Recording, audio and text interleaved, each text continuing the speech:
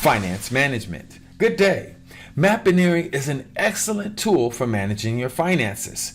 Yes, start with your financial goal at the center.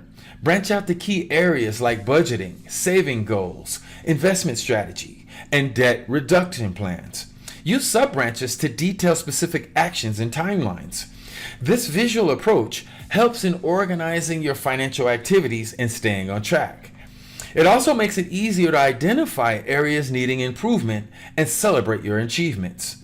Mind maps makes your financial management more structured and effective. Can you dig it? I knew that you could.